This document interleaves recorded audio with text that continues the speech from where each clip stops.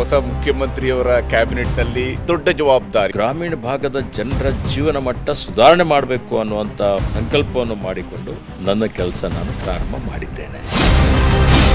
ಗ್ರಾಮಗಳು ಏನನ್ನ ಬಯಸ್ತಾ ಇದ್ದಾವೆ ನಮ್ಮಲ್ಲಿ? ರಾಷ್ಟ್ರಪಿತ ಮಹಾತ್ಮ ಗಾಂಧೀಜಿಯವರ ಒಂದು ಮಾತನ್ನು ಹೇಳ್ತಾರೆ, ಹಳ್ಳಿಗಳು ಭಾರತದ ಆತ್ಮ. ಹಳ್ಳಿಗಳ ಅಭಿವೃದ್ಧಿ ಆದರೆ ಮಾತ್ರ ಭಾರತ ದೇಶದ ಸರ್ವಾಂಗೀಣ ಅಭಿವೃದ್ಧಿ ಆಗಲಿಕ್ಕೆ ಸಾಧ್ಯ. ನಿಮ್ಮಿಂದ ಅದನ್ನ ನಿರೀಕ್ಷೆ ಮಾಡಬಹುದಾ?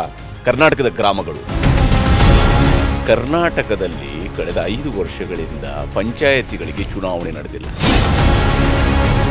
ತಮ್ಮ ತಂದೆ ತಮಗೆ ಯಾವ ರೀತಿಯಾದಂತಹ ಮಾದರಿ ಅಂತೇಳಿ ತಮ್ಗೆ ಅನ್ಸುತ್ತೆ? ಜೀವನದಲ್ಲಿ ನನಗೆ ರೋಲ್ ಮಾಡೆಲ್ಲೇ ತಂದೆಯವರಾದ ಲಿಂಗೈಕ್ಯ ಪೂಜ್ಯ ಭೀಮಣ್ಣ ಖಂಡ್ರೆ. ತಮ್ಮ ಹೇರ್ ಸ್ಟೈಲ್ ಏನಿತ್ತು ಅಂತ? ಸರಳತೆಯಿಂದ ಬೆಳೆದಿದ್ದೇವೆ, ಸಹಜತೆಯಿಂದ ಬೆಳೆದಿದ್ದೇವೆ, ಅದನ್ನು ಮುಂದುವರಿಸ್ಕೊಂಡು ಹೋಗ್ತಾ ಇದ್ದೇವೆ. ಈಶ್ವರ ಖಂಡ್ರೆಯವರಲ್ಲಿ ಇನ್ನೂ ಬಹಳ ದೊಡ್ಡ ಪೊಟೆನ್ಷಿಯಲ್ ಇದೆ ನಾಯಕನಾಗಿ ಬೆಳೆಯೋದಕ್ಕೆ ಅಂತ ನಿಂತು. ಆದರೆ ಈಶ್ವರ ಖಂಡ್ರೆಯವರು ಕೂಡ ಎಲ್ಲೋ ಒಂದು ಕಡೆ ಅದನ್ನು ಪೂರ್ತಿಯಾಗಿ ಬಳಕೆ ಮಾಡಿಕೊಳ್ಳಿಲ್ಲ ಅನ್ನುವಂಥ ಒಂದು ಟೀಕೆಯೂ ಕೂಡ. ತಾವು ಕರ್ನಾಟಕದ ಮುಖ್ಯಮಂತ್ರಿ ಆಗಬೇಕು, ನನಗೆ ಅಂಥದ್ದೊಂದು ಅವಕಾಶ ಸಿಗುತ್ತೆ ಅನ್ನೋ ನಿರೀಕ್ಷೆನ ಇಟ್ಕೊಂಡಿದ್ದೀರಿ? ನಾನು ಆಸೆ ಇಲ್ಲ ಅಂತ ಹೇಳಿಲ್ಲ ನಿಮಗೆ.